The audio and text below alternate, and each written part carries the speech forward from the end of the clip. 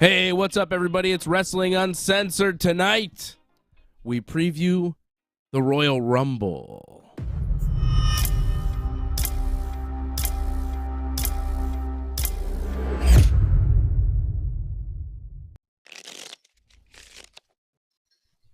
You know, this is what it's all about. Rumble season. What's up, Big Johnny? It's Rumble time. Rumble time. Usually the best time of the season for WWE, right? Like this is like pretty much the biggest show to start off the year. To some, might be one of the best matches you see all year too, with the Rumble. We'll see. I don't know. Like it might be all right. It might be just okay at best. It's an exciting time of year to be a wrestling fan, right? Things are happening, things are moving, things are important, things matter. No matter how much the WWE tries to get around giving us non-finishes and not giving us a clear outcome, right? Or a match. What? Or an actual match that was supposed to happen. Exactly. But in the Rumble, they've painted themselves into a corner. We need a result. You need a decision. It's decision time, WWE. Time to make one. Who are you going with? What's WrestleMania? What are you actually going to do when it matters? And that's what we find out at the Royal Rumble. And that's what we've found out for the past, 30-something years? Something like that, right? Something like that, but, a lot of people are either happy or very upset, depending on the outcome. So a lot of mixed emotions can come off the Rumble. Yes. And we'll see how we feel after the Royal Rumble, right? We've been thoroughly disappointed many, many years with the decision that the WWE has made. We've come on the Rumble post-show, and we'll do a Rumble post-show tomorrow night. Well, I will with my brother. I think Johnny will probably not make it tomorrow night. He's got a prior engagement. But, we come on after the Rumble, and let's get ready to rumble. I like it. Trans Am. Shout out to Trans Am.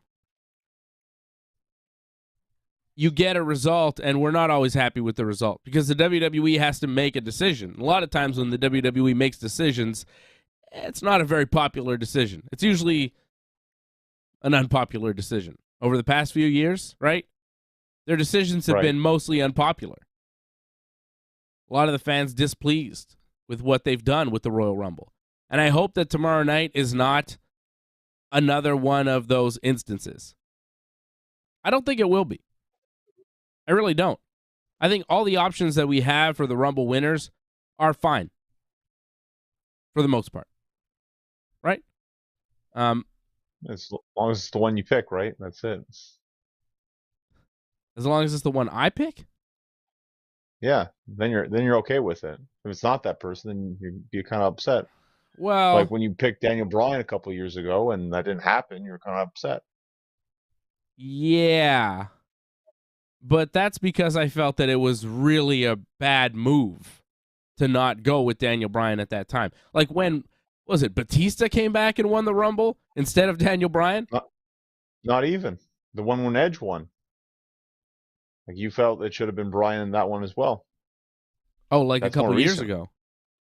Yeah. Yeah. Well, Daniel Bryan's not involved in the WWE, so I'm not as emotionally involved in it, really.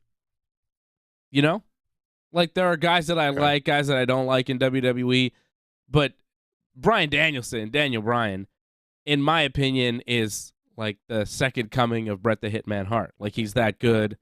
He's one of the greatest wrestlers that's ever lived, and the fact that any wrestling company wouldn't treat him as such is an insult to me personally. I took it personal, right? And I take it personal in AEW, but I like that he's going to have that match with MJF. I think that's going to be fun. But yeah, I take Daniel Bryan personally, but I don't take any of these guys personally, In WWE now, it's like, yeah, whoever wins, wins. It's whatever. I don't really have a favorite wrestler in WWE right now. How about that? Like, there's not one guy that I think is better than everybody else. I think that there are a few guys that are good that I like. I think there are a lot of guys that I don't like. But there's not one guy that I think stands above the rest. You know? Who's your favorite wrestler in WWE right now, John? I think it'd have to be Kevin Owens, I think. Yeah. Like, out of all the guys I'd like to see champion, I'd like to see him be champion.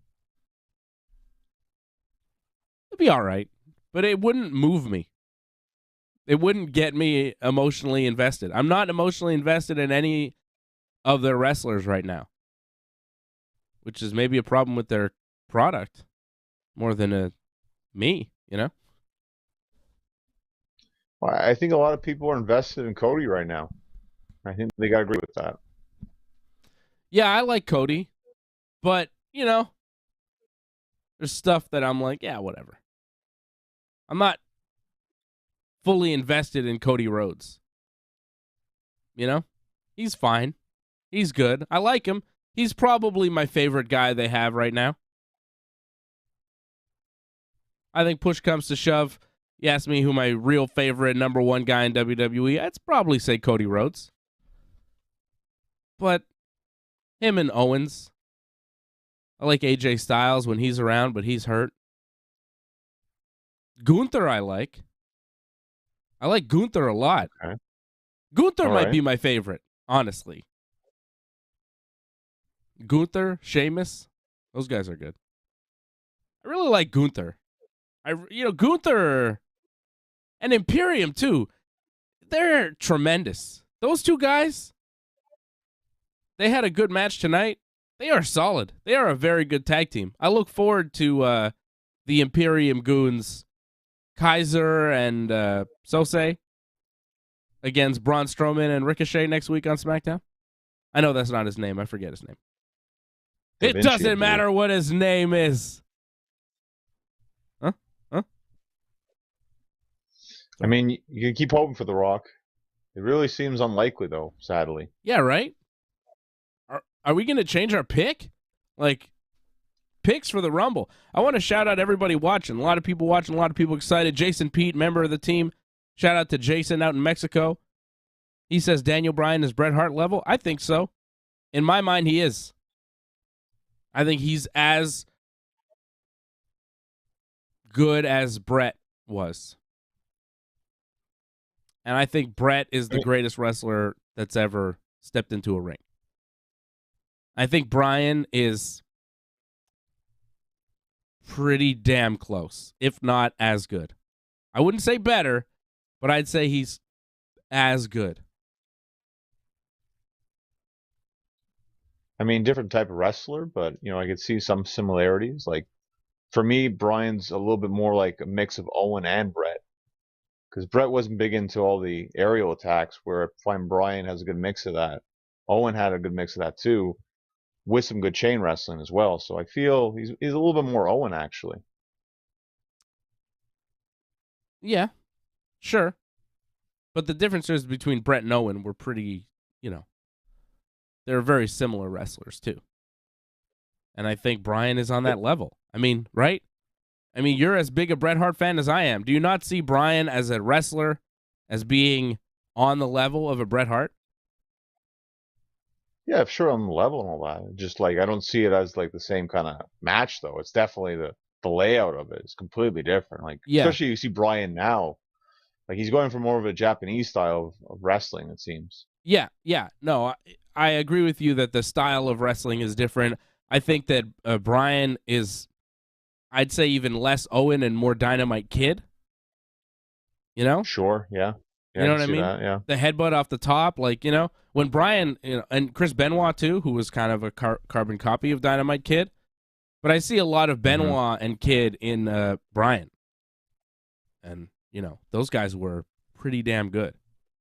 I think if Chris Benoit hadn't done what he did, people would be talking about Benoit as, like one of the greatest ever. You know what I mean? Because he was pretty good. He was pretty good. Like, that's the thing about him. Like, terrible what he did. Awful. But, man, he was a pretty good wrestler. Like, if you're going to be honest, he was one of the best ever. which sucks.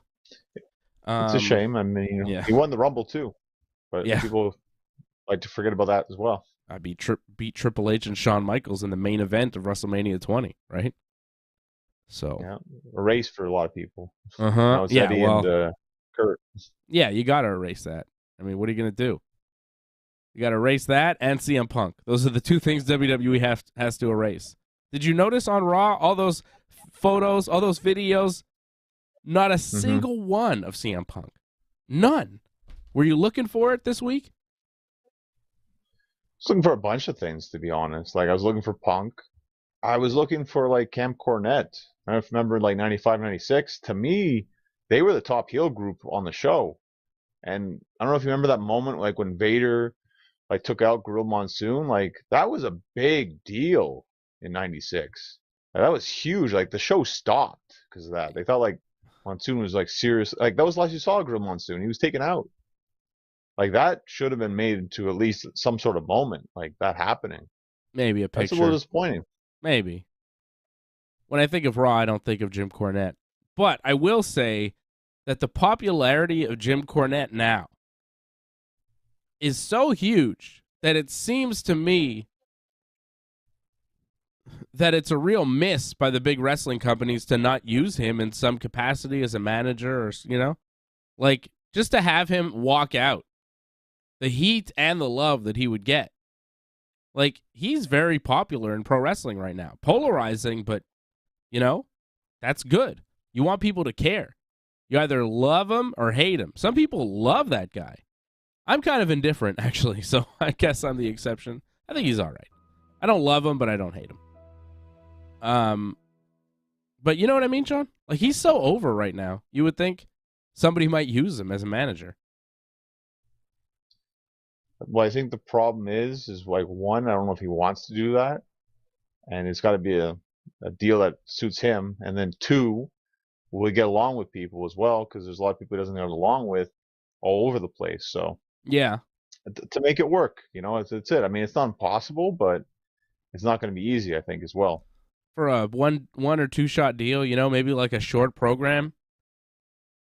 You know, it seems like you would do that at that point. Like, if I were Tony Khan or Vince McMahon or Triple H or whoever's in charge over there, I would look into it for like a short run at least, just to see, because, you know, people would pop for that. I don't know. I think you're right. Yeah, right. Like, he's very over. Like, people don't like him, or people do like him, but like, you see Cornette signs everywhere. Right? Everybody's listening to his clips on YouTube and his podcast or whatever. People are paying attention to what he's saying about pro wrestling. I don't know. I guess he doesn't want to do it, but I would use him as a manager. He was a great manager. What was missing was a fantastic manager. Again, like Cam Cornette, that was to me the top heel faction. Like, they were going up against Shawn and Diesel. Like, that was the top group.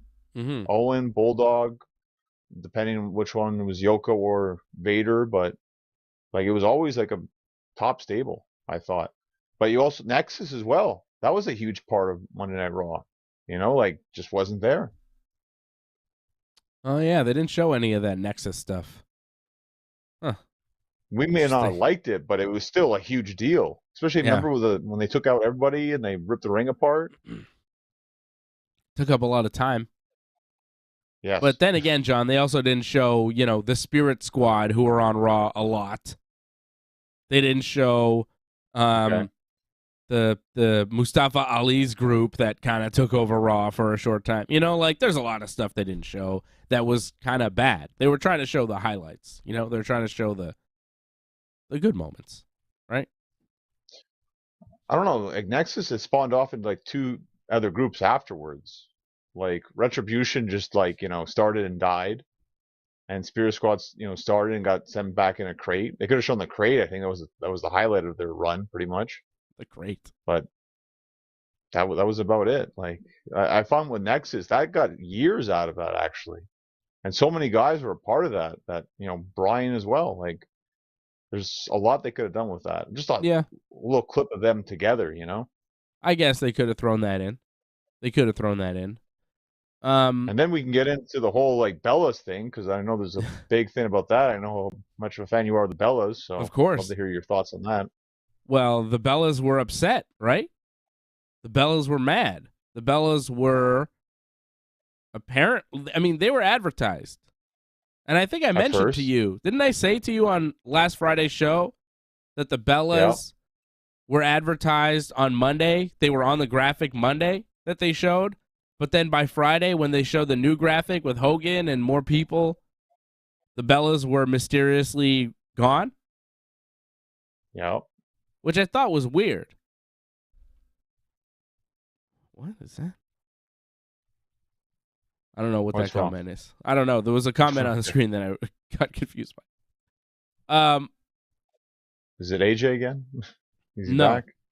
No. Okay.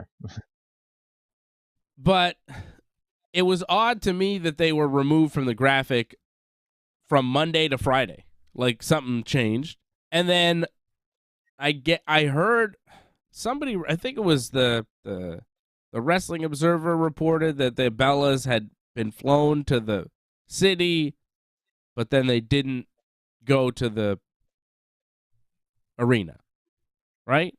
But I don't know if that's even true, because it seems to me like they knew they weren't going to be on the show on the Friday when they took them off the graphic.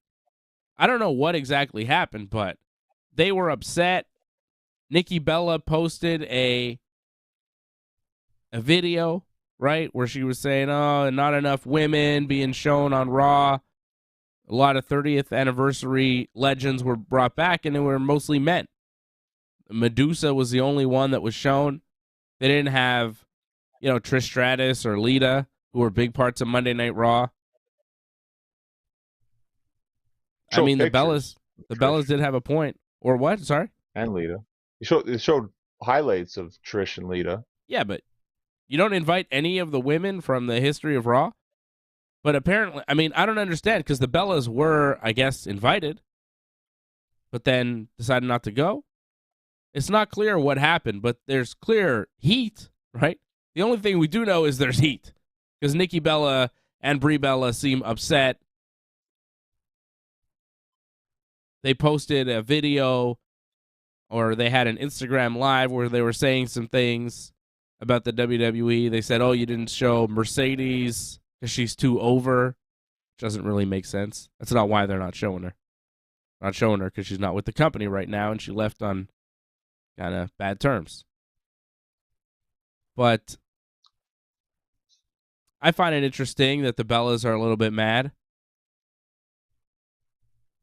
You look at their run and their just associations in professional wrestling. Their stepfather-in-law was Johnny Ace, right? Is he still? Well, I don't know. I don't know what the deal is, but John Laurinaitis married the mother of the Bellas, right? So it's come out that John Laurinaitis has done all this inappropriate shit with women at work, getting in trouble. And I don't know what happened with their mother, but, he was a pretty big deal with the WWE. I don't know how all that sits with them. Plus, Brie's husband, Bryan Danielson, wrestles for AEW, so there's that too. I don't know. I have always said that Brie showing up in AEW, and now possibly Brie and Nikki with Bryan, would be such heat. It would turn him heel instantly. Imagine Brie Bella helping Bryan Danielson win a match in AEW. Those AEW fans would go bananas. They'd be so mad. It'd be great. It'd be great, man. You're trying to get heat. I think Brie would get you heat. And my God, if you could get Brie and Nikki, if they could get Brie and Nikki to wrestle possibly in their division, it's huge. Like them or not, they're huge stars. Right? Yeah, I would just hope for like an appearance if you're hoping for something like that because they haven't wrestled in like years, no? Like did they wrestle during the pandemic even? Like maybe once or twice they were in a Rumble or something, Well, right? who cares? For a pay-per-view Well, match against Britt Baker or Saraya or something, like, they would be a big signing for AEW just to appear. They're yeah, I gigantic think the stars, John. appearance. Like, they're bigger stars than most people in that company. I won't disagree with you on that, but the fact that the last time they took like a long layoff and then started wrestling again, remember what happened to like Liv Morgan where she got concussed because Brie was not up to par in wrestling. Yeah, but these things happen in wrestling. You know that. Accidents It happen. happened, but I'm it's just not saying always great. Accidents happen like when you haven't wrestled in years and an accident happens. Like there'd be maybe that big shows heat. you're a little rusty. Big heat. Huge heat. There's always heat with them too. Yeah, Because like they got super popular. exactly. People resent them. People think they're bad wrestlers. People think, whatever, but they're over. And not many people are over. Okay. So the Bellas are mad. I don't really know what that means. I would just expect them not to be in the Women's Royal Rumble. They're not going to be some, surprise entrance in the Rumble.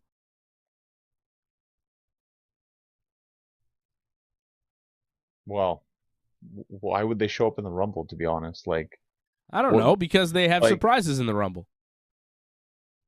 yeah, but like for them to do that like Instagram live stuff and then them just to talk like that, it's kind of like hypocritical of them to do that. Yeah, I mean, whatever. They're working an angle, brother. All right? Yeah, I don't know. Like with them, I don't because then they go on some sort of talk show and they complain about it too. Yes. Yes. They're mad. So yeah, They're mad. I'm not really sure what happened, but they're upset. I mean, it's possible that they were told they were going to do something that they didn't like, and they decided not to do it. I don't know. But they were advertised at one point to appear on the show, and then they decided not to go. So I feel like there's this that. isn't even the first time they've had like an issue with WWE, but they work it out eventually. They got into the Hall of Fame.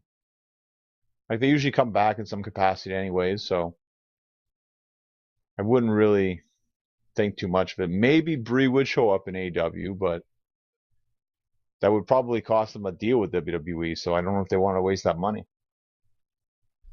I mean, doesn't it seem like they're done with WWE at this point?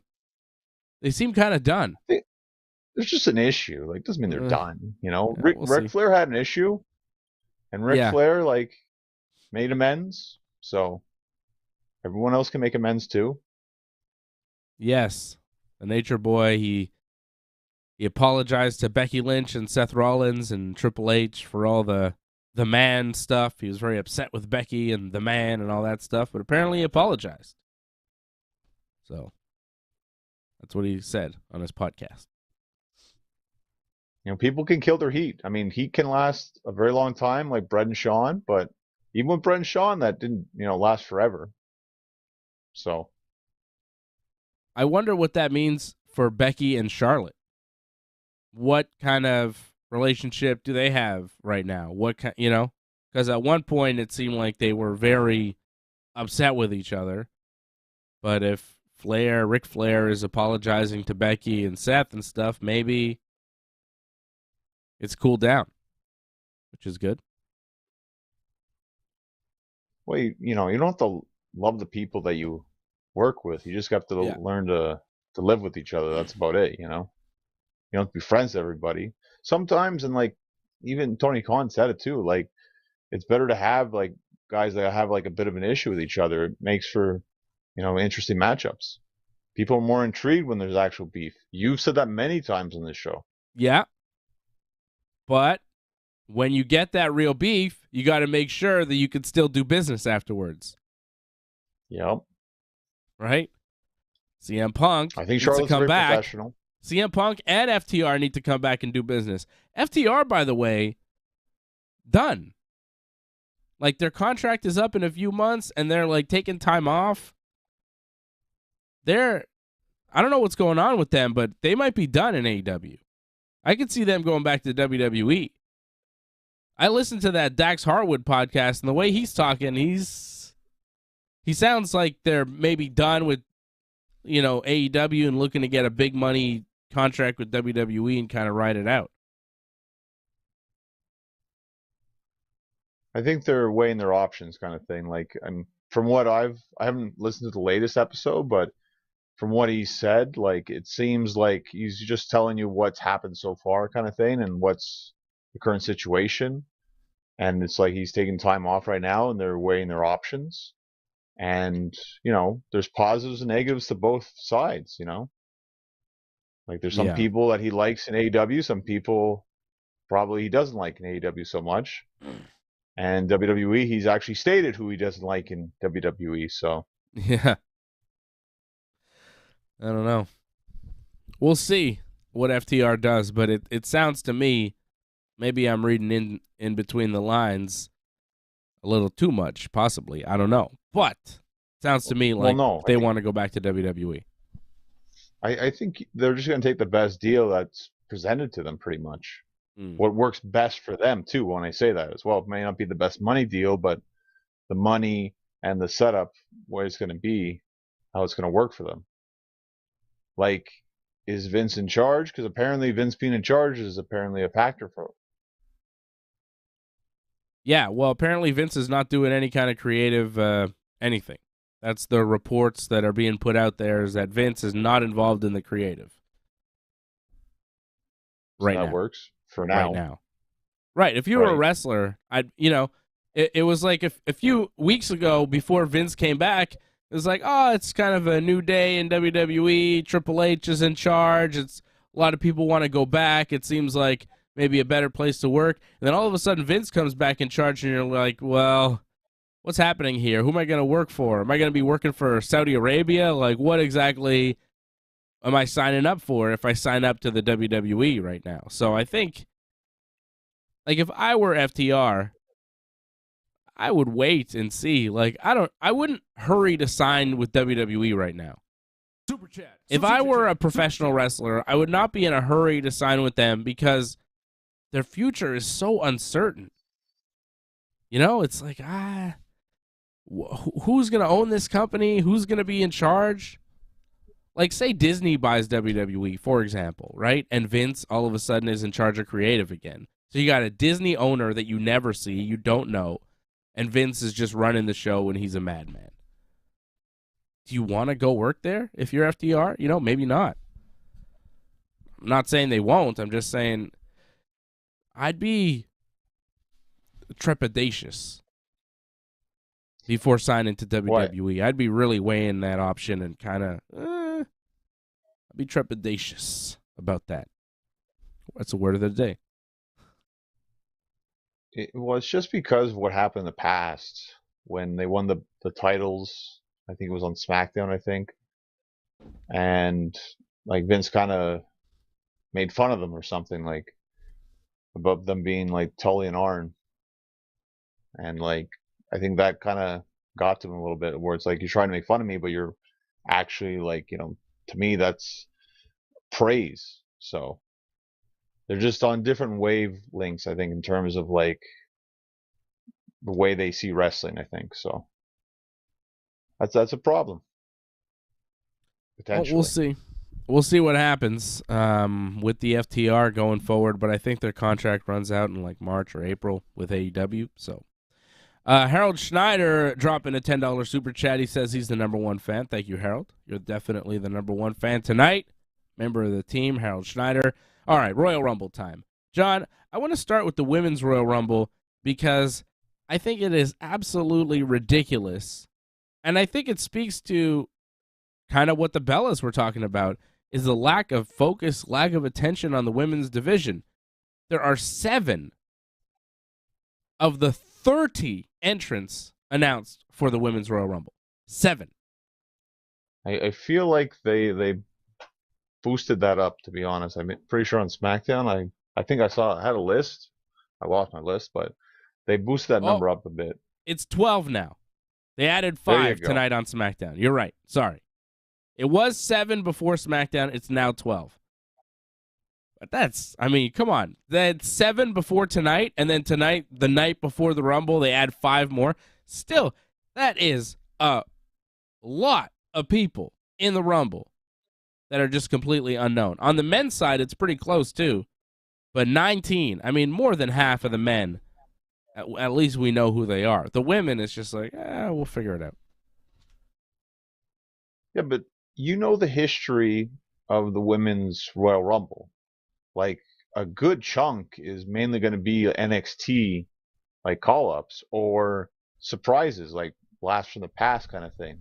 Mm-hmm. That's mainly what it is, because they don't have enough women on the roster really to fill it up, unless they use actually everybody, but they can't do that.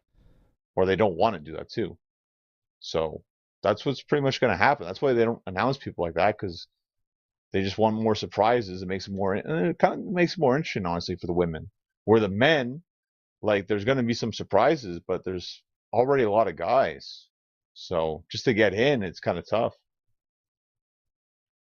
Well, we'll try and figure out some of these surprises, but before we do, I'll tell you who is in the Women's Rumble.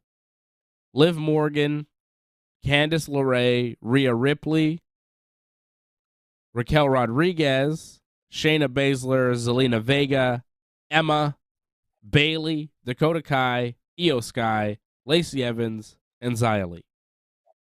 Of those people, of the 12 that are official, I'd say Rhea Ripley is the only one with a real shot.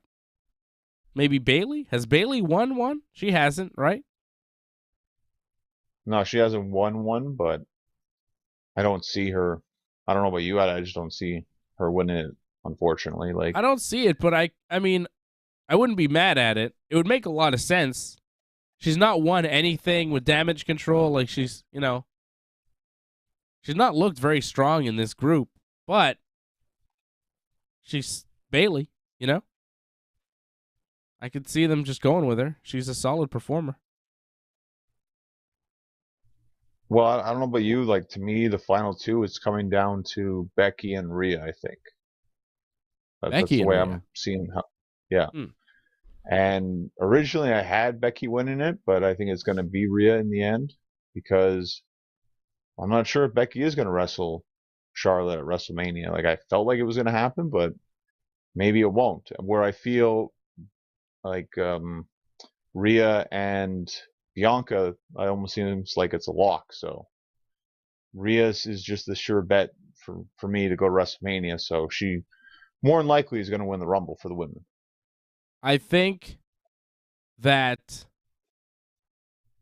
Rhea will win the Rumble. I think Rhea should win the Rumble.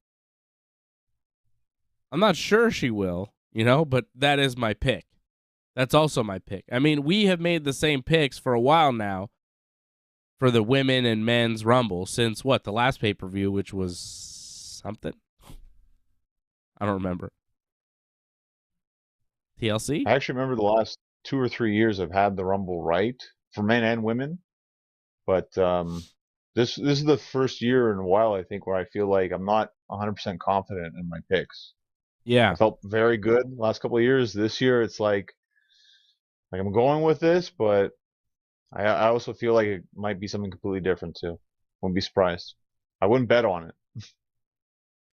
So 12 of the 30 entrants announced. We both think Rhea Ripley will win, but we still got a lot of spots here, and there's a lot of other people that aren't announced that are probably in it that could win. You mentioned one, Becky Lynch. She's not officially in, but, Yeah. Right? She should be. So Becky, we're missing, 18 women now? We need 18 more people?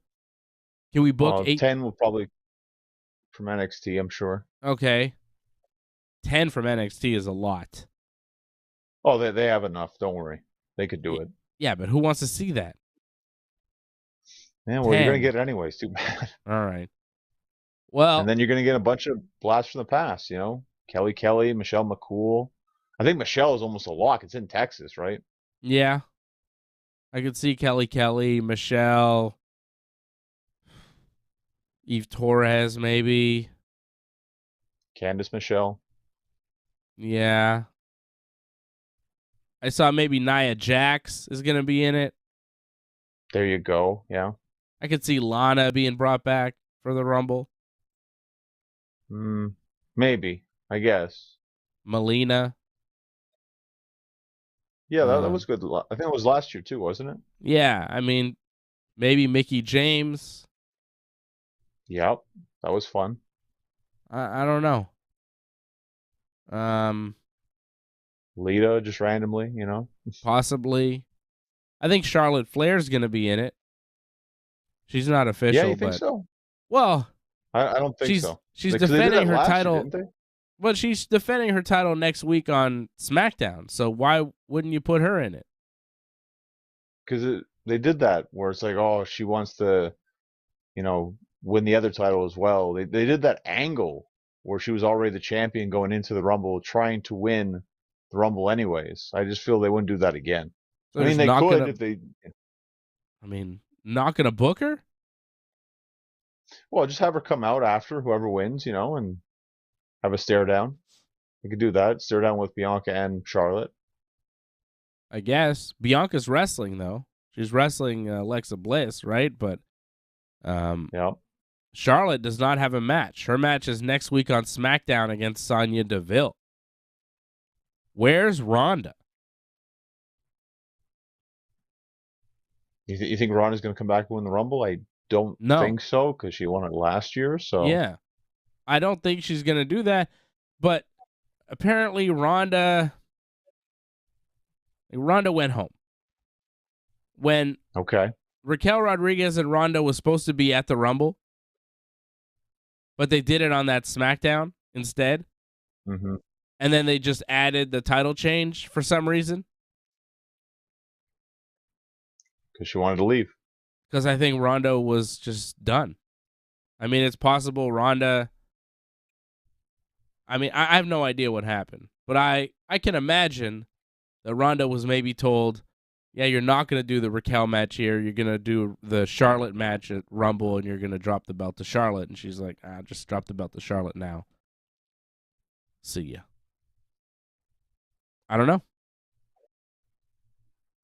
But maybe. I don't know what happened there, but the plans for Ronda definitely went awry. I think they had plans for Ronda. Well, of course. You thought Becky for like over a year. And then, well, that got dropped. And now it's not clear where Ronda is or if she's going to come back. For Mania, even. That's rough. That's a big loss. I don't think she's going to be in the Rumble, though. Right? I don't think she... I mean, because if she comes back in the Rumble, you expect her to win. But she's not going to win. So if she's not going to win, don't put her in the Rumble. I could see them, you know, trying to work something with her for Mania, and I hope that they do. But right now, you know, we're not seeing Ronda in the Rumble. So we're both picking Rhea Ripley to win. Who else do you think is going to win?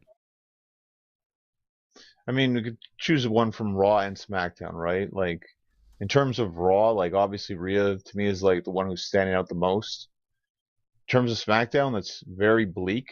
There's not much there. I mean, you have to go with Liv, because there's really nothing else on SmackDown in terms of, like, rising stars. Jeez, Liv Morgan. I don't know about that. Well, look on SmackDown. Who else are you going to pick? Lacey Evans? Like, what just happened today? Like, you know, you don't have a lot of options here. Raquel Rodriguez? I like her. Yeah, but to win it? Like, to go on and face Charlotte? Like, I don't see that. Well, here's some betting odds. All right. Rhea Ripley, minus 149, the odds-on favorite to win. Favorite. That's always nice. Yep. Good and we've been calling Rhea Ripley for months now, so if she does win, we look pretty smart, Johnny. We look pretty smart. Well, Becky Lynch, plus 350. Say it again? I was going to say more you than me, because I had Charlotte before the whole title change thing happened. Oh, As we saw, apparently Charlotte was supposed to win the Rumble that Bianca won. Regardless that Charlotte had already won a Rumble in the past, so whenever Charlotte's in something, you can never go against Charlotte because they always have an idea that she might win. So you always got to think about that. well, she is not really favored to win this Rumble because Becky Well, Lynch. they don't expect her to be in it. Becky Lynch plus 350. Second to Rhea Ripley at minus 149. So that's, and then Raquel Rodriguez plus 1,400. Alexa Bliss plus 1,600. Bayley plus 1,600. And then you got a bunch of people: Asuka, Charlotte Flair, Liv Morgan, Naomi at plus 2,000.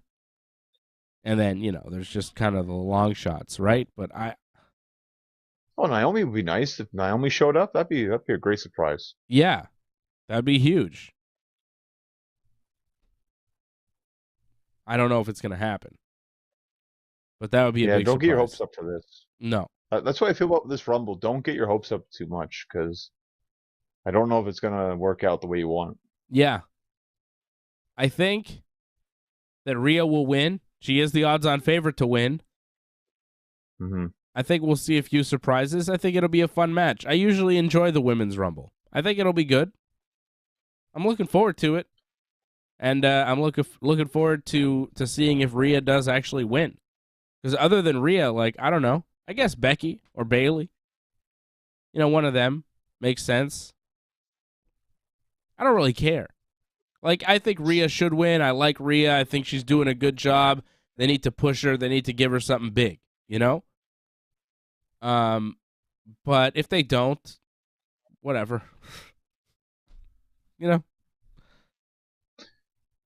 Well, maybe you didn't like the Women's Rumble last year. I remember I wasn't a huge fan of it.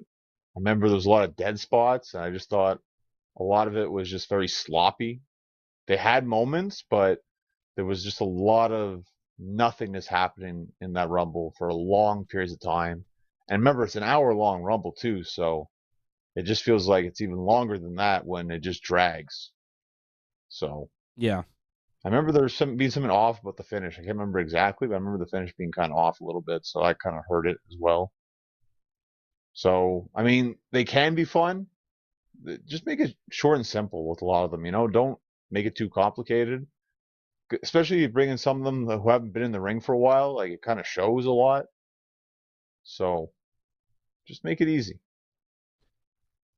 Ronda Rousey and Brock Lesnar were the Rumble winners last year. This year, Johnny and I have Rhea Ripley winning the Women's Rumble match. And how about the Men's Rumble match? We have been predicting The Rock to finally come back and win the Royal Rumble. But there are more and more reports coming out saying Dwayne's not showing up. They got no Dwayne. They tried to get Dwayne. They couldn't get him to come, which is a major disappointment. And I would even go so far as to say a failure by the WWE. To not know that this was the moment. As soon as you book the stadium, you book the dates for The Rock. I don't know how they couldn't get this done. It's very disappointing if they don't get The Rock, because this whole Roman Reigns run calls for a match with The Rock. As soon as he called himself the tribal chief, the head of the table, the leader of the family, everybody said, oh, what about The Rock? Especially since when he started doing it, he was just in a movie with The Rock as his kind of henchman, right? He was in one of those Fast and Furious movies with The Rock. Remember that?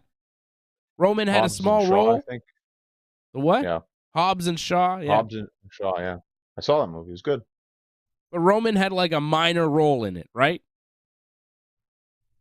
He had one line or something, yeah. Yeah, and it was kind of like The Rock, giving a little rub to his little buddy Roman, right? Little cousin Roman, right? It's a good moment. for Roman, yeah, for sure. It's just that this whole run for Roman Reigns has been about becoming the guy, the top Samoan wrestler of all time, the biggest star that the WWE and that whole family tree has ever seen. And The Rock is the guy you got to take out to do that. And WrestleMania is in Los Angeles. They're saying WrestleMania goes Hollywood. Who's more Hollywood in pro wrestling than The Rock? It's perfect. It's exactly what the stadium, what the moment, what the story calls for and has called for years, and it's years in the making building to this match with The Rock. And the fact that you couldn't get The Rock to do it, they better have figured it out. That's all I got to say. I'm sticking with my pick. I'm sticking with the Dwayne. Even though I know he's not supposed to show up. Even though Meltzer and all the guys are saying, no, Dwayne, it's going to be Sami Zayn or Cody Rhodes winning the Rumble. They always say things and then they say, plans change. Sometimes plans change because things are kept secret and things are really well done. And Meltzer doesn't always know. A lot of time, those guys, they know. They don't always know. And I'm hoping that The Rock shows up. But I'm getting pretty skeptical. And I'm a little bit annoyed and disappointed that they couldn't get him to show up. If they can't get him to show up, I think it's a big failure on their part. Because you've had years to plan this. I don't know when they announced this stadium show for WrestleMania, but it's at least 2 or 3 years ago. And this Roman Reigns thing has been going on for years. I mean, last year, building up to WrestleMania, people are like, is it going to be Rock and Roman this year? It's like, no. Next year, it's in Hollywood. And The Rock has to win the Rumble. He's got to win the Rumble. It makes so much sense. It's the best story they could possibly do. What else are they going to do? Roman versus Sami Zayn? Roman versus Cody? What's the story with Roman versus Cody? Cody wants to be champion and Roman is champion? What does Roman care about Cody? What does it mean for Roman? How does it enhance Roman, who's the star of the show, who's your biggest star? Unless Roman's going away for some reason and you need to pass the torch to Cody Rhodes right quick, I don't really understand why you would not continue building Roman Reigns in this moment. And there's no bigger win than you could get than The Rock. Biggest win in the business. I don't disagree with what you're thinking here. To me, it's very sound. It's very much how I was thinking leading up to this. But now I feel like plans kind of changed, which happens. And I feel like instead of Roman wrestling just one match at WrestleMania, I think they're actually going to have Roman wrestle twice at WrestleMania because they're kind of teasing that they're breaking up the titles. Yep. So they were very careful in their wording. You get a championship match at a title at WrestleMania. Didn't say both titles, said title. So this is why you can do, Cody wins the Rumble, and The Rock somehow can still get another title match on the next night. You can have both. And Roman can lose a title and still be champion. It can work all those ways. You think I think that's what's going to happen. Double book Roman? I think so. Kevin Owens has been saying, he said on Raw, I think, Roman Reigns has been holding the WWE Universal title hostage for 2 years. He didn't say the WWE Undisputed Universal title. Right. So I do think that they are kind of saying, I want this Raw title so there could be a Raw champion. I think there's some of that going on in the promo. And I think they're starting to tease that. There's no Raw champion. Let's get a Raw champion. Let's get the Universal title off of Roman Reigns. Let him keep the WWE title over on SmackDown. I agree with you. I think they are teasing some sort of title split. And I think something's going to happen at the Rumble in their match. The Roman and Kevin match. We'll get to that in a second. I want to start with the Royal Rumble, though. Kofi Kingston, Santos Escobar, Rick O'Shea, Austin Theory, Seth Rollins, Bobby Lashley, Baron Corbin, Rey Mysterio, Gunther, Cody Rhodes, Omos, Drew McIntyre, Sheamus, Braun Strowman, Karrion Kross, who lost to Rey Mysterio tonight, which was kind of surprising. Yeah, but it was a roll-up kind of thing, Yeah, still, though. That's, Dominic That's Mysterio, Xavier Woods, The Miz, and Brock Lesnar. Brock Lesnar, by the way, attacked Bobby Lashley on Raw this week and attacked Bobby Lashley on SmackDown and then told Bobby, I'll see you at the Rumble, Bobby. Bobby. I love how Brock says Bobby Lashley's name. Bobby. I guess they're going to wrestle. They're going to wrestle again at Mania, these guys? Like, what's the deal? We're not done with these guys? Yeah. Or maybe Elimination Chamber, if they pull that off, possibly. That'd be sick. I got tickets for that. Give me some Brock. Wait and see. But, to me, this is the first time in years that we've seen Brock on Raw, SmackDown, and a premium live event all in the same week. I can't remember the last time this happened. Yeah, it's been a very busy week for Brock. He didn't do much, though. It was an easy week, but he did the travel. Yeah, that's a lot. That's huge. Philadelphia Monday, Laredo, Texas Friday, and then San Antonio, of course, tomorrow. So it is a big travel week for Brock. Very busy. I mean, if he's the highest paid guy in WWE, he's really making his money right now. Yeah, well, it's Rumble season. It's Rumble season. Yeah. But still, you get Brock 3 times in the week, but how much do you really get? I think we'll get a decent amount of Brock in the Rumble. I don't know when he'll show up, but I think he'll be there for a little while. I don't think he's winning. He won last year. He's not winning this year. Him and Bobby will probably cause each other to get eliminated. That's how I figure it, building further to the match. That makes sense. Derek John has a good idea on that one, too. Derek John, member of the team, picking Sami Zayn. He says Solo will have the most eliminations, and then Sami will eliminate him.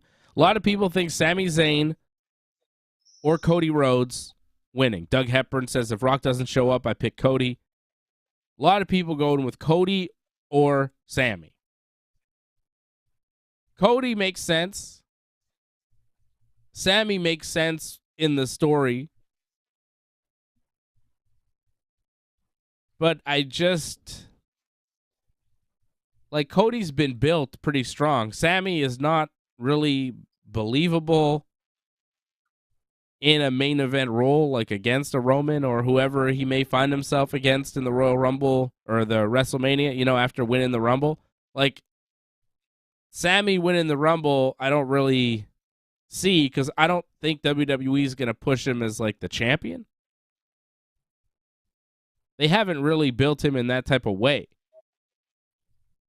I mean, I could be wrong. He's done good work on the mic, but when he has his matches, he's not a dominant force.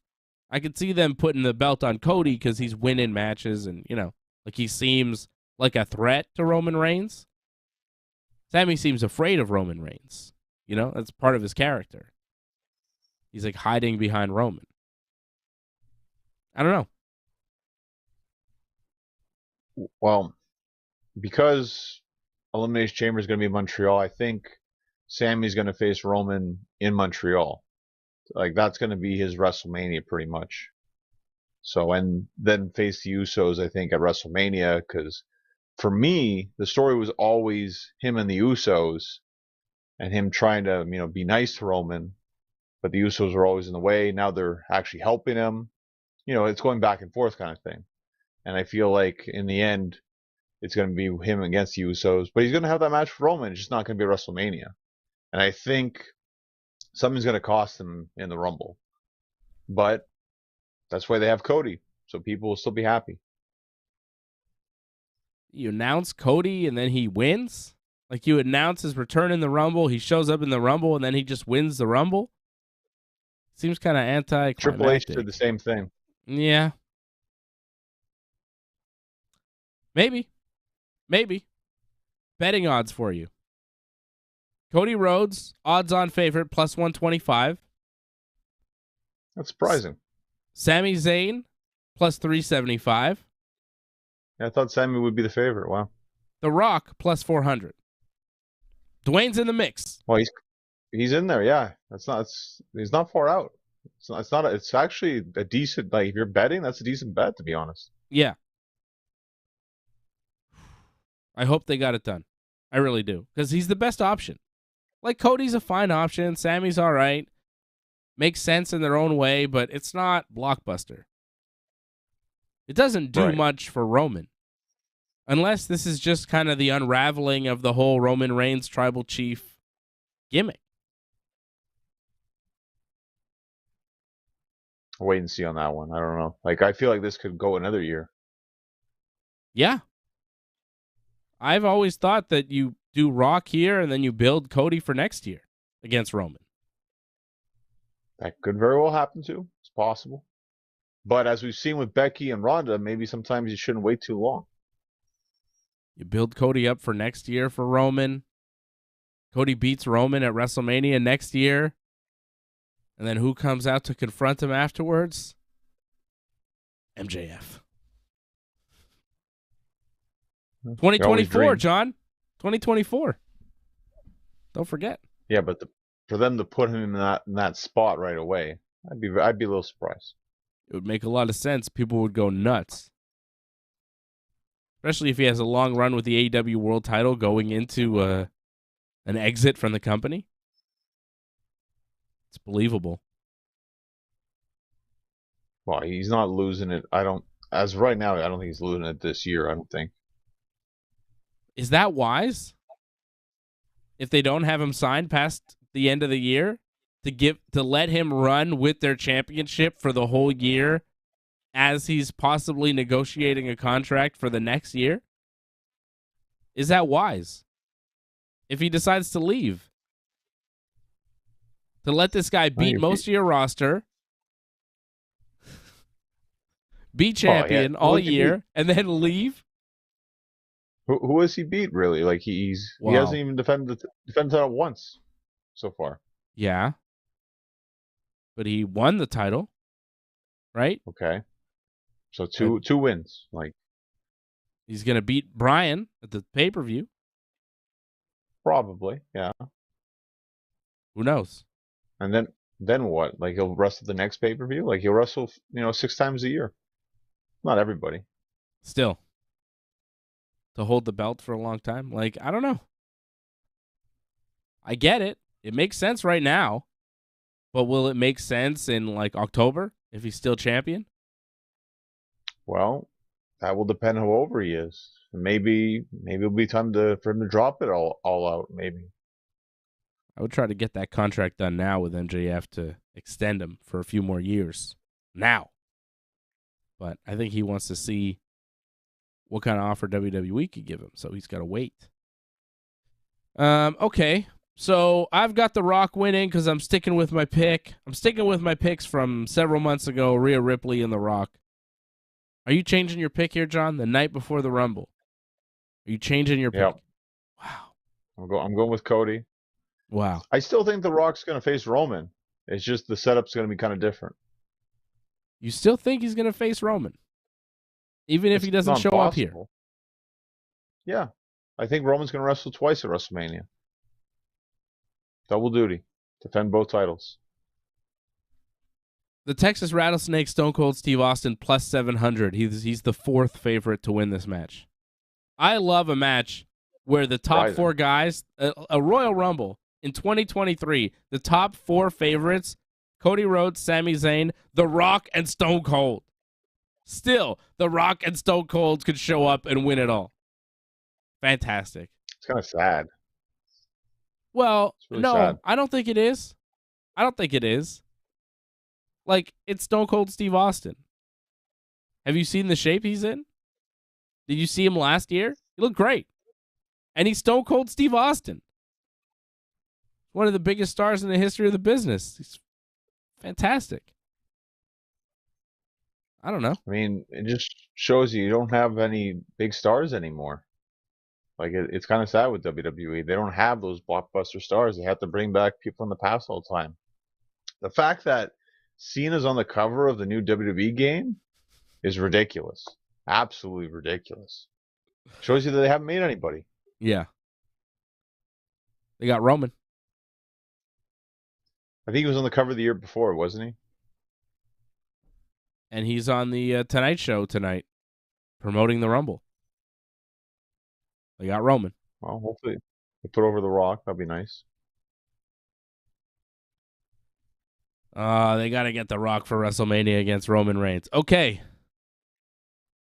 So my pick for the Rumble, we're both picking Rhea Ripley to win the women's. I've got The Rock.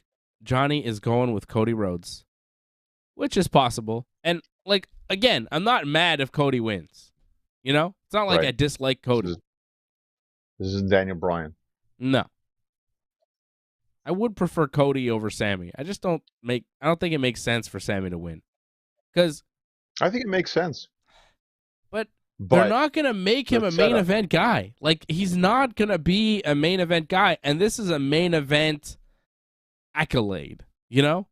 When you win the Rumble, it's like a trophy. And I don't see a reason to add this trophy to his trophy case because he's not that guy, you know? Cody, you add these kind of accolades to his career because you're building him up as one of your top main eventers. I don't know where Sammy go. Like, before Sammy attached himself to the hottest act in the company, you know, he was kind of up and down. Right, but he caught on fire. And it became the best thing to watch on television. Like, I mean, you watched Raw this week. Like, it was a very long show, but that was easily the best part of the show. And he's done that week in, week out. Yeah, the trial of Sami Zayn was very good. Heyman was very good. Heyman was good. Thought it was a little long, but I mean, they had no commercial, so just go with it, I guess. Mm-hmm. And for some reason, I don't know, like it was weird. The segments were better than the wrestling. The wrestling was just not very good for whatever reason on the show. Yeah. But the segments were fantastic for the most part. Yeah. I mean, there were some good points of the Raw show, but it did kind of drag after the first hour or two. Right? It's just like... Well, again, highs and lows.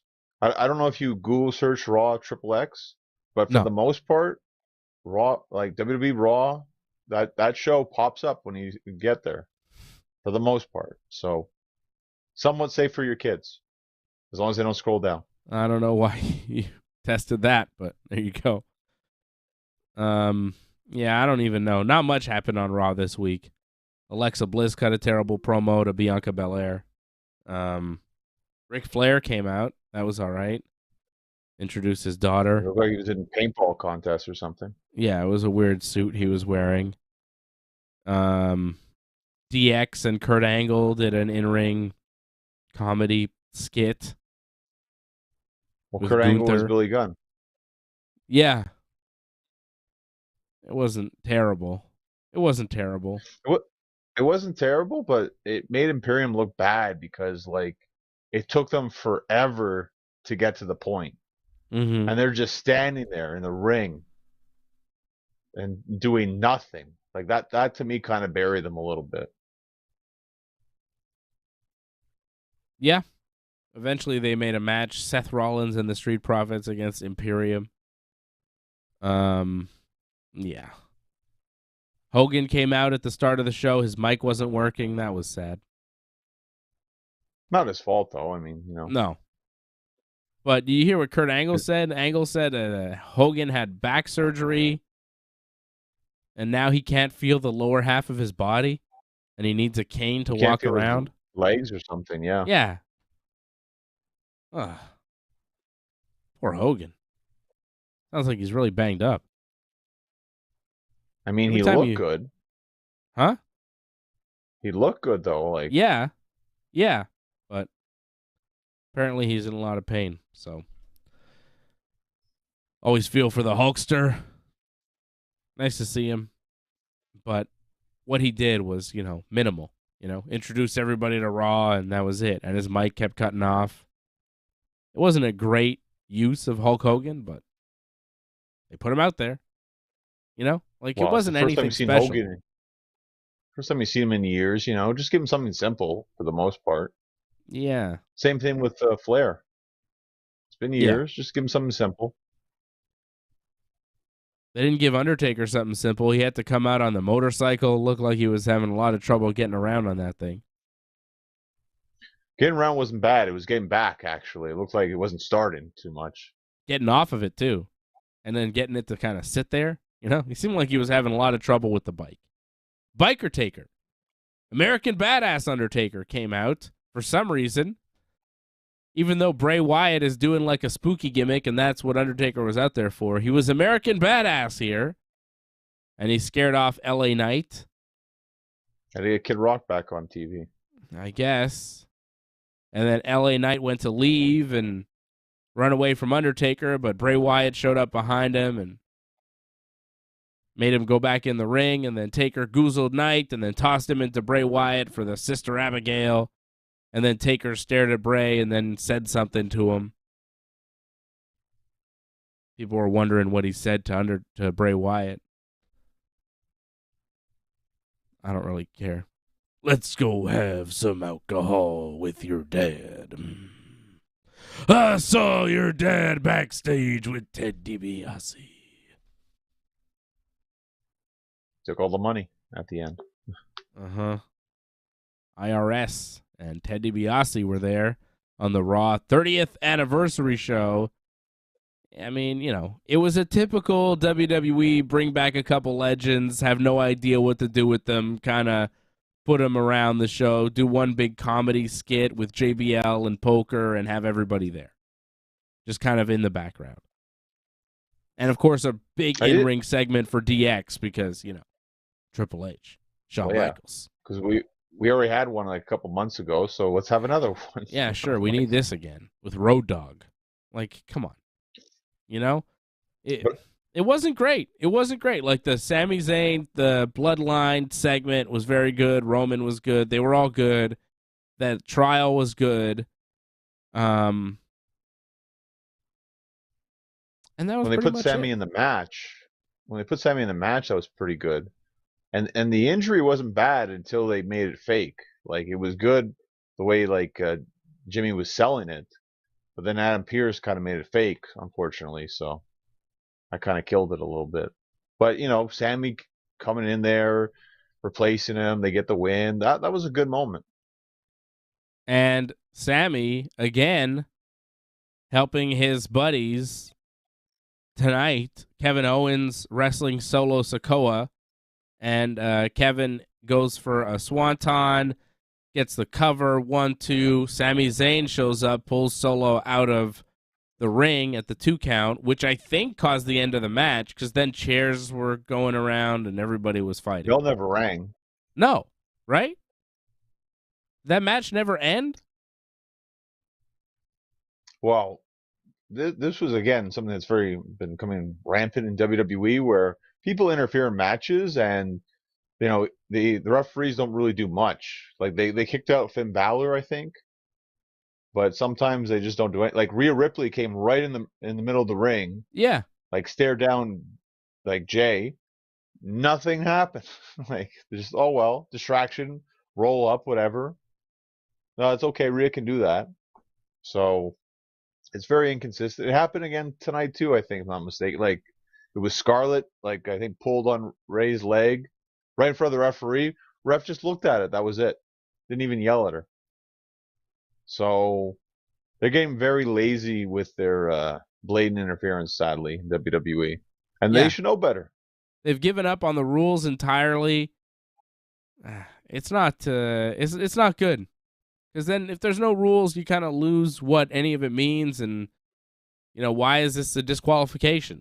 Last week it wasn't. It's the consistency is not there.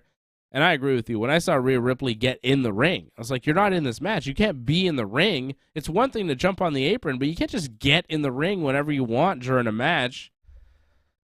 It's just, yeah.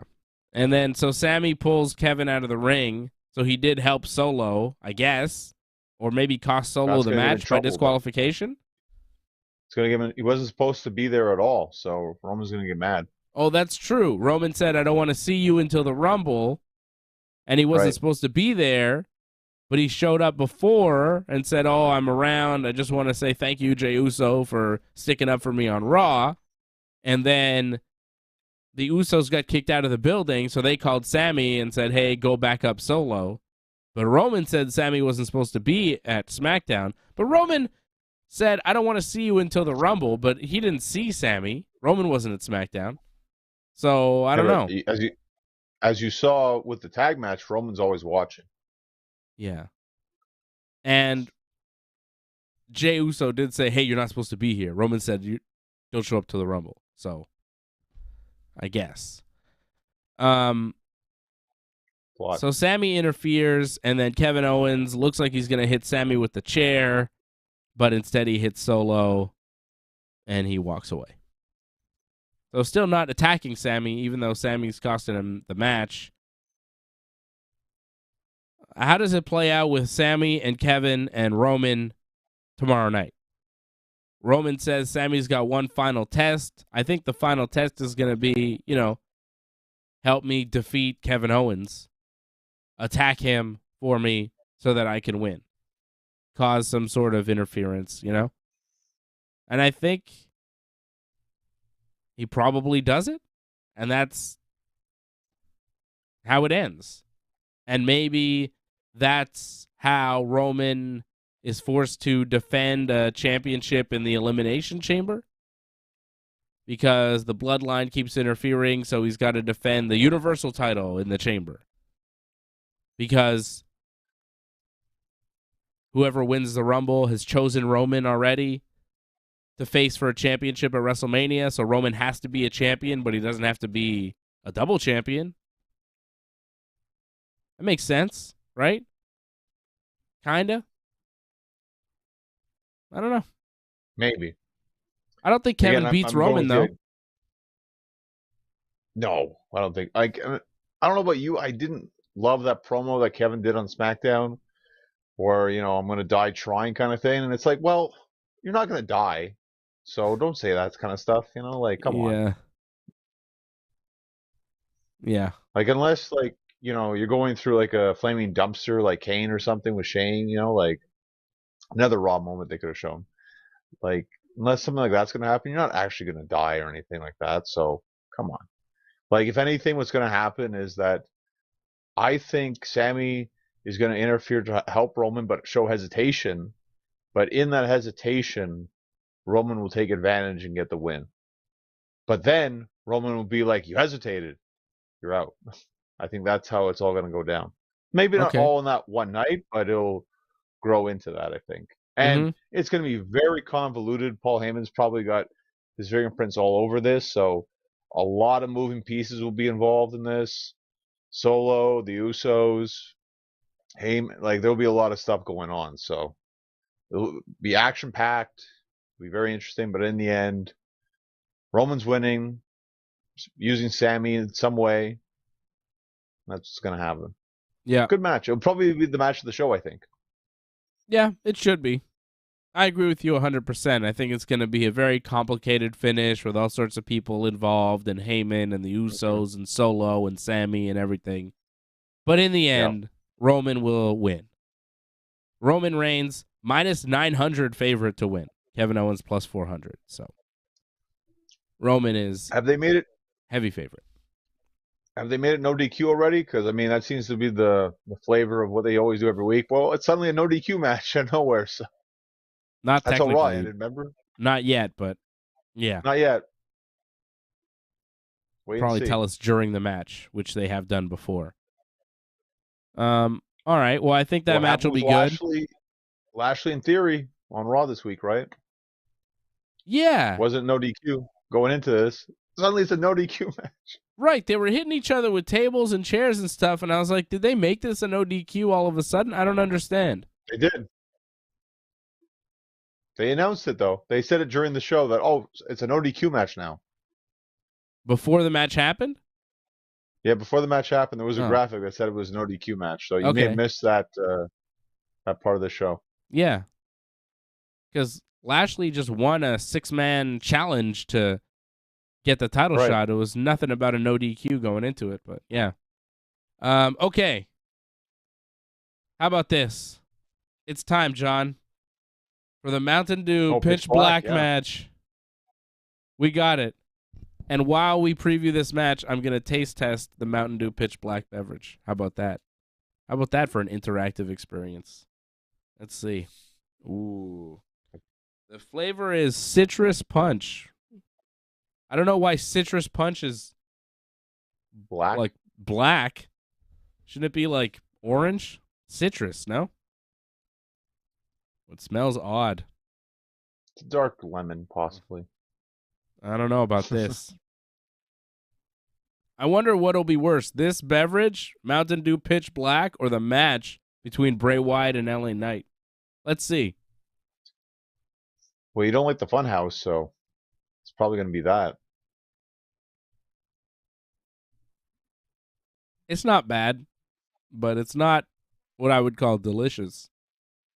It's not Dr. Pepper, I guess. Oh, it's no Dr. Pepper.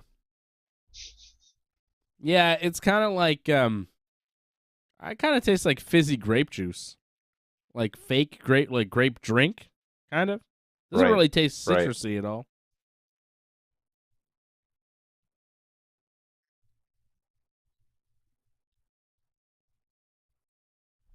It's all right. It's not terrible. It's not terrible. I was expecting it to be worse. But I would not buy it again. It's not of all the drinks to drink, I would not buy this drink. Mountain Dew Pitch Black. It's the name of the match.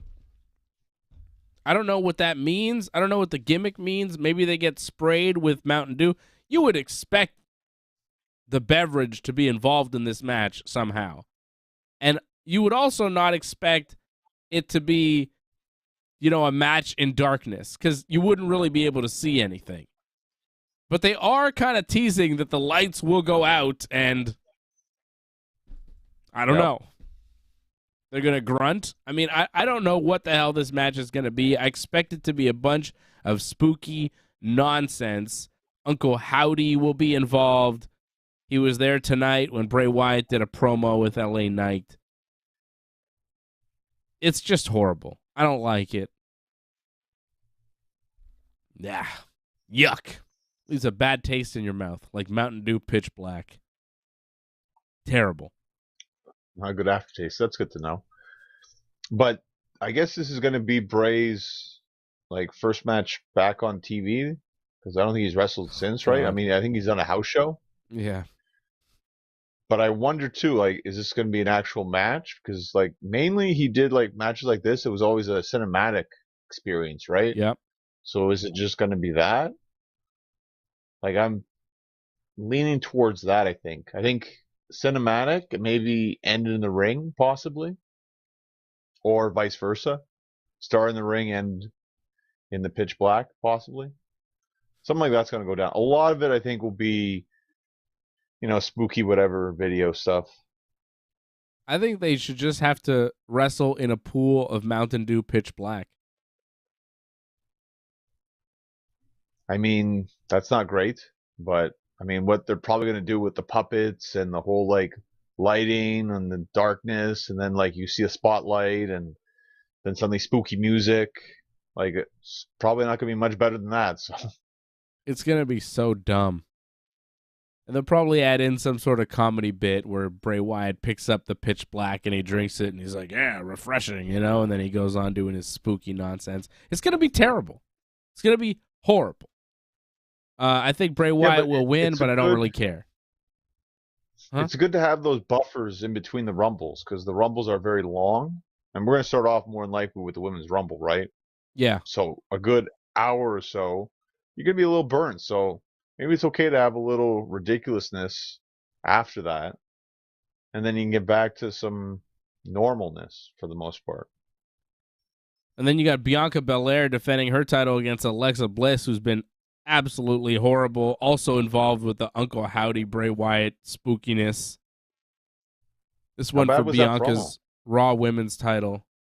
Terrible promos. Like they had nothing to say. Like whatever the writers were, they had nothing to write for them. And like I don't get it. What's so cool or so like intriguing of the fact that she's talking to a mirror? She's doing the promo talking to a mirror, and then you look and turn away, and oh, she's gonna talk to the camera. Like, what did that add whatsoever? Like, it didn't make it spooky. It didn't make it cool. It just made it like, okay, she's talking to a mirror, very plain, kind of boring. Like, what's she saying? Like I'm not intrigued for this whatsoever. I think it might be an okay match, but the build-up has not been very good. I thought they could have just ended it with the chair thing. That was fine. I think the match will be horrible. Their Yeah, I think matches, it'll be okay match. their interactions have been awful in the ring. Didn't they already have a match that was really bad? What ended where she attacked the ref, right? Bliss Yeah. attacked the ref. But weren't they Right. doing like fight scenes from like a scary movie or something? They are Yeah, they were. garbage. No. That's true. And No. they might do more of that, to be honest. Bianca is being led by the veteran Alexa Bliss, who's got no clue. No clue. And Bianca doesn't really have good wrestling sense either. There's a thing missing with Bianca Belair, and that's her wrestling sense. There's something missing there. The promos just don't work. The character is just not, there's a lot going for her. She looks great. She wrestles well. Like in the ring, she's good. Her matches are solid for the most part. Kind of depends who she's wrestling. But for the most part, she's good.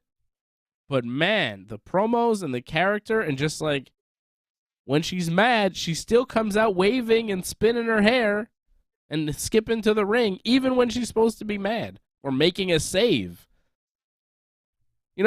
Somebody's getting attacked. Yeah. Bianca has to make the save. She comes out. She's skipping. She's spinning her hair, and then she's running. It's like, no, just go. Like, there's something missing there because she's not a wrestling person. Like, she's a wrestler now, but she's only... She wasn't a wrestler before. No. Like, she's only watched wrestling and been aware of pro wrestling for maybe 10 years at the most. You know what I mean? So there's like She's lot a good athlete. Missing. Yeah, of course. But there's a lot missing, Like Kevin Owens has been watching pro wrestling for over 30 years. And has been a wrestler for most of his life, like 20 years at this point. Right? Yep. So, there's a difference. He's got that wrestling sense. When his promos come on, he means what he says. You believe it way more, It's just an experience thing. But with Bianca, it's like, yeah, there's something missing. And Alexa Bliss has been there a little longer than her. She's been involved in wrestling a little bit longer, but it's not working. She's clueless. The thing is, like, she's into the whole, like, scary movie stuff. So she's just trying to play off that character more. Like, she doesn't focus on the wrestling. She focuses more on the character. So that's why you're going to get the whole spooky stuff and just the more meta acting instead. Her acting is terrible. Her character is terrible. It's awful. But it is somewhat over, though. Like, she's supposed to be the heel. They don't boo her. So. I don't know who likes this stuff. Like we had a comment there. It's like, oh, I love Alexa. She's so good looking. I mean, I think those are the people that are cheering for Alexa Bliss at this point. People are just like, oh, I think she's cute. Like, come on, man, get over it. Come on. But a lot of women have that, though. The Bellas, like, that was a huge that pushed them. It was the fact that Sad. people just thought they were attractive. Yeah, but come you have to on, use them. like you can't just cheer for somebody because they're kind of cute. Like they got to be good at wrestling, Get it together. Have some standards. I'm not cheering for nobody because they're a little bit cute. You got to be good at wrestling. I really don't care. Doesn't matter how cute you are. Randy Orton. It'd be great if he comes back. Hopefully he comes back. Yeah, it'd be great to see Randy back. It'd be great to see Big E back. I hope we see them both back. Riddle will probably be back, right? Maybe if his rehab's done, it's supposed to be done now, but maybe he's not done. Like, didn't he appear at like some sort of like porn star award ceremony thing? I don't know.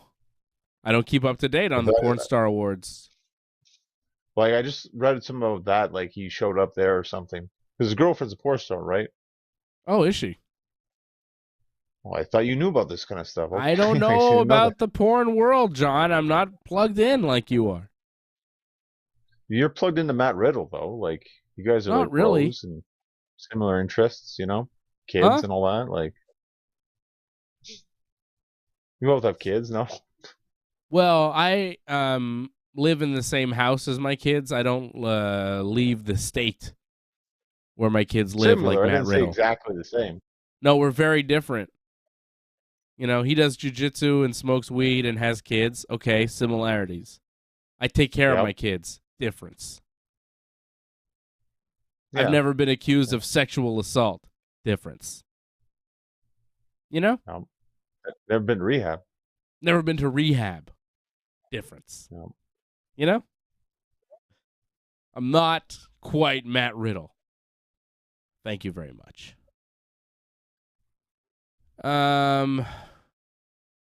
He might be in the Rumble. I don't give a shit. Screw that guy. Bianca Belair should beat Alexa Bliss, though, right? Like, come on. Come on. Please. Well, yeah. I hope so. Like, but stranger things have happened because they have the whole thing with Bray and Howdy. So, like, maybe they get involved and screw. It's not impossible. Like, I could see that. Like, I don't know. How are the betting odds on that one? Because I don't think Bianca's that big of a favorite. Minus 300. Not that big of a favorite. Yeah, there you go. Yeah. Alexa Bliss plus 250 to beat Bianca Belair. Which means, what the hell? Which means, okay, Alexa, stop. Okay, Alexa, stop. What the hell? That damn box talking to me. You gotta unplug that. I need to. But I need it for the TV. It's a whole deal. Makes life easier and harder. It's this damn Bliss. But she's like a bigger favorite to win her match than, Sami Zayn is to win the Rumble. Wow. So, yeah, it could happen. I wouldn't bet on that match. It could happen. All right, well, that's the Royal Rumble preview. The Royal Rumble coming up tomorrow night. Hit or miss. Hit or miss. Anything on AEW Dynamite you like this week? What did you think of AEW and what they delivered? Well, I thought the main event was fantastic. Mm-hmm. I don't know what you thought, but, not just it wasn't for Jay, but just for the fact that that match was just great. Like, obviously they've wrestled each other many times before, Mark and Lethal, but wow, like that was just an excellent match just to put on just out of nowhere like that. Like, that was almost like a perfect kind of match, really, for the situation and everything.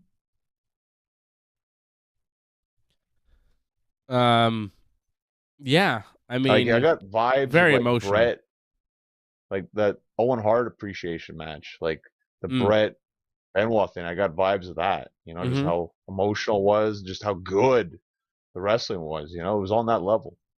Yeah, it was something. It was something. It was a hell of a main event. Jay Lethal crying before the match, Mark Briscoe coming out a week after his brother passed away. Like, it was something. And to deliver that type of match on his brother's birthday too, right? Ugh. That's huge. Yeah. Yeah, it was tough, man. It was tough to watch, but it was a hell of a match. They did well. Mark Briscoe is a tough man, Just the way he carries himself. All the things that you've seen, kind of videos coming out from the match and from the week there for AEW. That's quite a man there, Mark Briscoe. So I hope he's doing well and the family's doing all right and they can keep going. But that was a nice moment. It was a nice moment. It was a good match, and I wonder what Mark Briscoe is going to do next. What does his wrestling career look like going forward? Honestly, they could run him all the way to the title. Not saying he's going to become AEW champion, but they could push him all the way to the main event spot. Like, I think he could get that over. And he's that good of a wrestler, too. Yeah. It might be the time to do it. Start going in that direction. So, yeah. Yeah. Yeah. Yeah, I don't disagree with you. I think he could be a huge single star. And I hope that things go well for him going forward. That match was really great with Jay Lethal. They did a great job. I like Bryan Danielson and Brian Cage. Of course, I like the Bryan Danielson match. Right, of course. It was solid. It wasn't a bad match. It was fine. Yeah, it was good. Yeah. And MJF came out after the match and tried to get Cage to break Bryan's arm, and Cage attacked, and then Konosuke Takeshita came out to save Bryan and run off the heels, which made me wonder, doesn't Bryan have a group? Doesn't he have Claudio and Moxley and Wheeler Utah to come and help him? Is that still a thing? Well, to be fair, Moxley, I guess, is not there because he's injured, right? Right. That's the angle they're saying. Mm-hmm. But Wheeler, you saw he had a conversation with Hangman backstage not too long before that. So yeah. But maybe they're not very close right now. Possibly. Remember that whole thing with Regal and all that? But maybe they're caused a bit of a rift because you didn't see Bryan around them that much. No, it's odd. So it's like Bryan's got his own team now with Takeshita, and I don't know. But the Blackpool Combat Club don't seem to be with Bryan. Hangman, by the way, beat Wheeler Utah on Rampage tonight in the opener. Hangman and Moxley supposed to be on Dynamite, right? Coming up on Wednesday night. Very surprising. Thought they'd wait for the pay-per-view. Just out of nowhere, that match is happening. So, wow. But I feel like shenanigans in that one, though. I don't know. I don't feel like we got a resolution to all this just out of nowhere in Dynamite. They're 1-1. You don't think we see Hangman win? Hangman's talking about being the guy to beat Moxley twice, and no one's done that, and wants to do it in Ohio. They're going to be in Dayton, Ohio on Wednesday. I think you're probably right. Maybe we don't see a clean finish, but, sometimes we don't expect a clean finish, and then AEW just gives you one that seems to make sense. I can see Hangman just winning. They like to do that. They like to switch it up and all that. And, Matthew, you just missed the Rumble picks, sadly. Yeah, John had Rhea Ripley and Cody. I'm going with Rhea Ripley and The Rock. But you can rewind the show, Matthew, and check out our whole Rumble preview that we just did. We're on to AEW business right now. Bryan Danielson's going to wrestle Timothy Thatcher on Dynamite, which should be pretty good. Yeah. He's a hell of a wrestler. Another guy who's kind of out there that I'm surprised hasn't signed to any of the big American wrestling companies. Talented guy. Well, he's in Japan, no? Like, a lot of guys like that, just to be there and wrestle. I mean, you could live off that, so why not? Yeah. Yeah. The freedom is good. The lifestyle is good.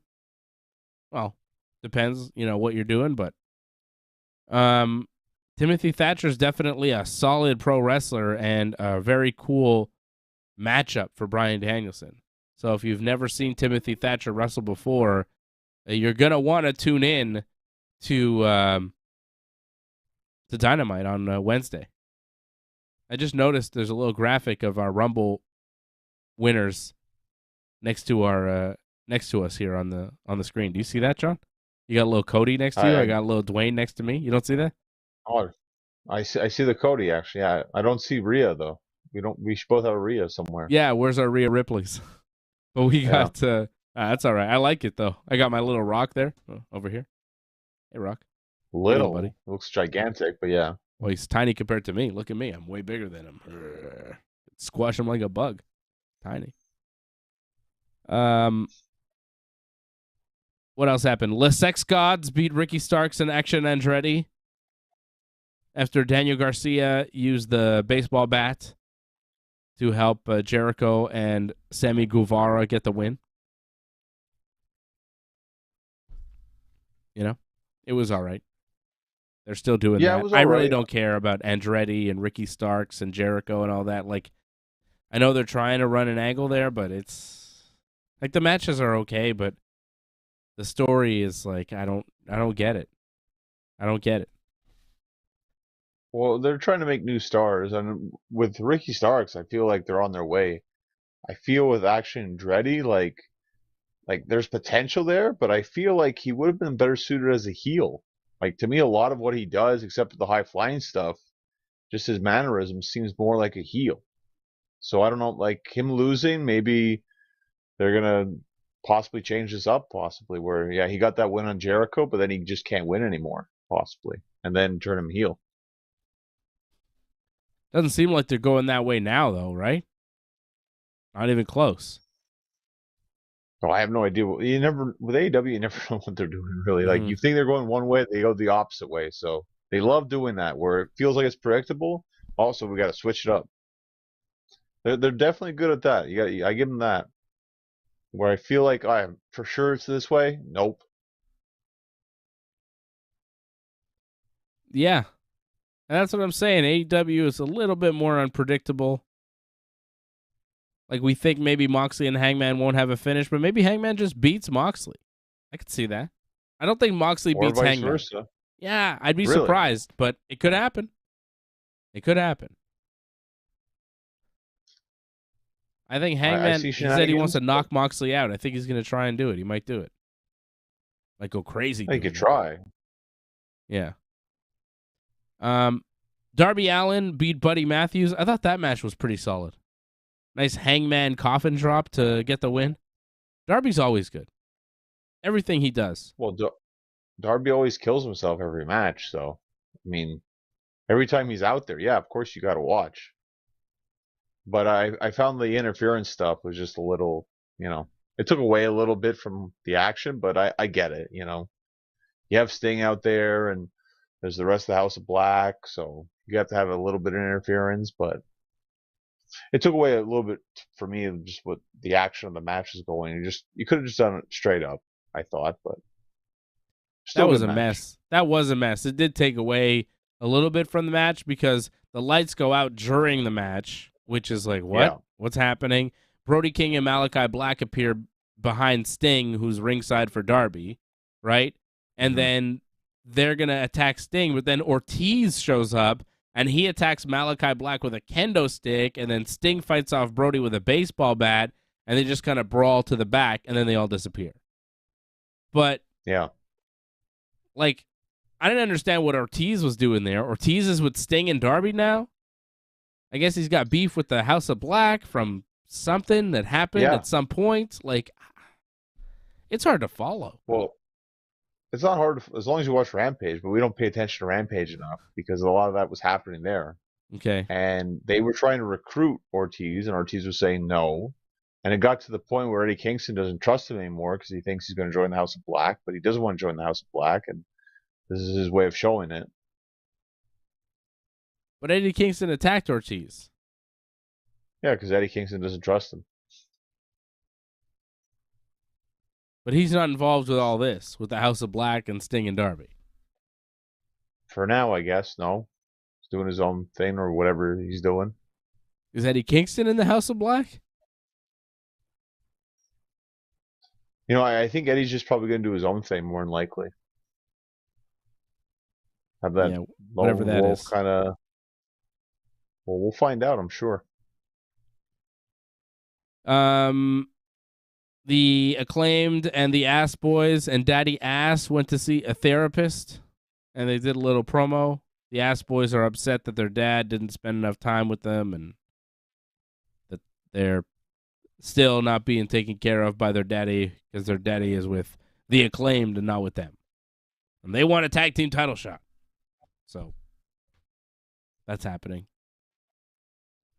At some point. Probably the Yeah. pay-per-view, sure. It wasn't I don't great. know. I just thought, no, this wasn't particularly great, and it wasn't really even necessary, in my opinion, just to go through with this. We could have just done a promo live. I think that would have been a lot more interesting, just to have some actor be the therapist and barely say anything, have that whole setup. I just thought it was kind of goofy and didn't really add much to the show.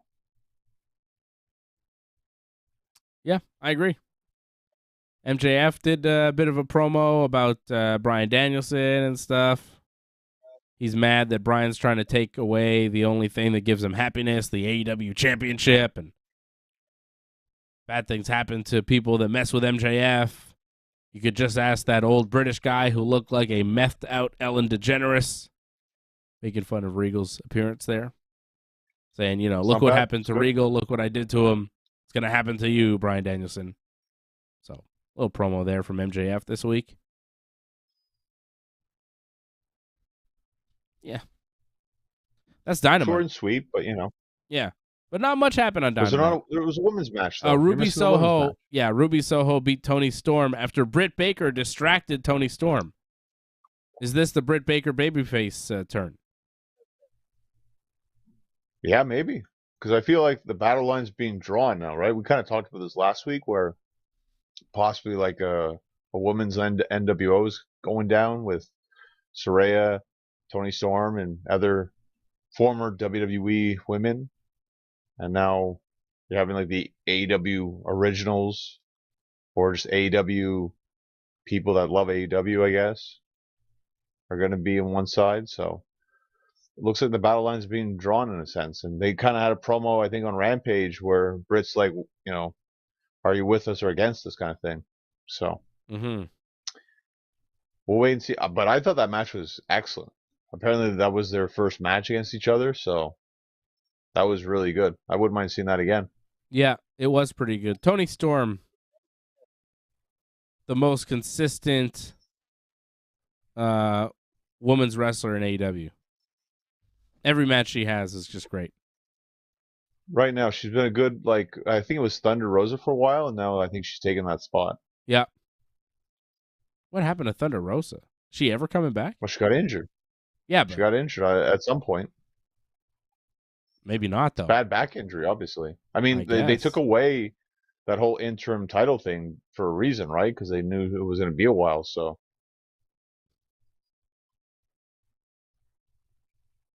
And people were saying, oh, it's not a real injury. She just doesn't want to drop the belt or whatever. But, I mean, she's been gone for so long.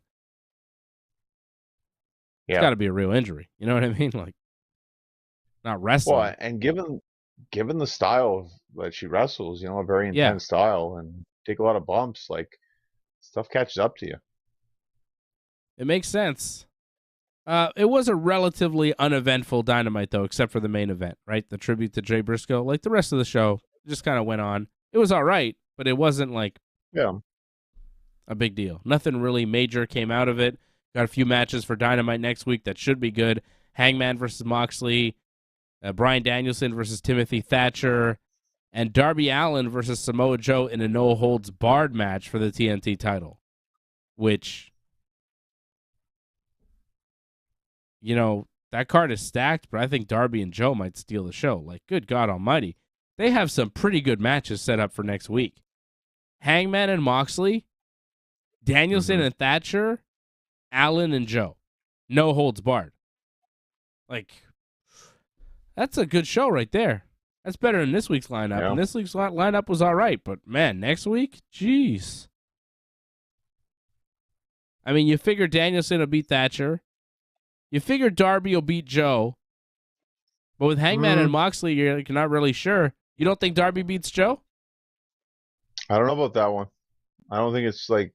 I can see Joe winning back, yeah. Interesting Dynamite coming up.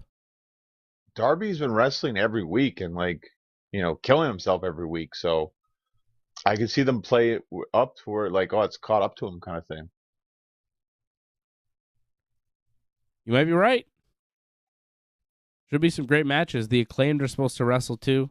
No opponents yet, but those 3 matches: Hangman Moxley, Danielson Thatcher, Darby Allin, Samoa Joe. Those are pay-per-view matches that are just being given away on free TV. All 3 of those matches are pay-per-view matches. Yeah, they could be. Yeah, sure. Yeah. Well, I mean, makes you think the pay-per-view is going to be really amazing, no? Well, AEW is like that. When you do 4 pay-per-views a year, sometimes you give away some ridiculous stuff on TV. And they do that a lot. They give us some stuff on AEW television that's just better than most WWE pay-per-views and sometimes better than their own pay-per-views. AEW, right? It's just the nature of the beast. Well, when you're trying to be the best, you got to put out your best, so that's it. Yeah. All right, well, we're looking forward to it. A lot of pro wrestling coming up over the next few days. But the big one, tomorrow night, it's the Royal Rumble. WWE's Royal Rumble live in San Antonio, Texas. We will be live here right after the Rumble to recap it, review it, give you our grade on 10 for the pay-per-view, give you our match of the night, tell you who won the Rumbles, why they won the Rumbles, and what is in their future as we get on the road to WrestleMania. WrestleMania. Good God. We're almost there. We will be on that road starting after the Rumble tomorrow night, so definitely tune in tomorrow night after the Rumble right here on the Ringside Report Network. I want to thank Harold Schneider. Drop in the Super Chat tonight. You're the Super Chat leader. Shout out to all the members that I saw joining in here. Doug Hepburn, Harold Schneider, Jason Pete. I think those were the only members that I saw in the chat. Oh, Derek John, too. Derek John, of course. Good to see Derek John. Don't always see him watching the show live, but I know he's always tuning in. Longtime member with always some great ideas that he sends our way in the chat and on Twitter. Shout out to Derek John, who's picking Sami Zayn and Mercedes Moné for the Rumbles. Thinks Sasha Banks will return. Wow. Picking Sasha. That's interesting. Interesting pick. I don't think it's going to happen whatsoever, but how are the betting odds on that? Like, I don't think that's very high on Mercedes. I got to say kind of low because, like, she hasn't even had that match yet, right? With Zayn, like, with Kairi Zayn, no? Kairi Zayn, yeah. That hasn't even happened. No. I don't think she's going to do it. Plus 3,300, Sasha Banks. Io Sky, Candice LeRae, Bianca Belair, all favored over Sasha Banks, among many, many others. Right. I doubt Sasha Banks shows up and wins, but hey, anything can happen in the WWE, brother. Never know. That's true. That's true, yeah. Right? So shout out to all the members tuning in here live tonight.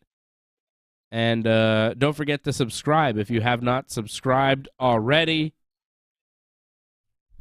Join.ringsidereport.net is what you want to do. Join.ringsidereport.net. Support the channel, become a member, and keep the Ringside Report Network going strong with excellent shows like we have here every Friday night. Myself and Big Johnny talking pro wrestling. It's Wrestling Uncensored. We'll be back tomorrow night after the Royal Rumble right here on the Ringside Report Network. Please join in and give your support to Ringside Report Network. We've been providing expert coverage and commentary on both pro wrestling and MMA for over 15 years. Go to ringsidereport.net/support to find out more ways to support the channel.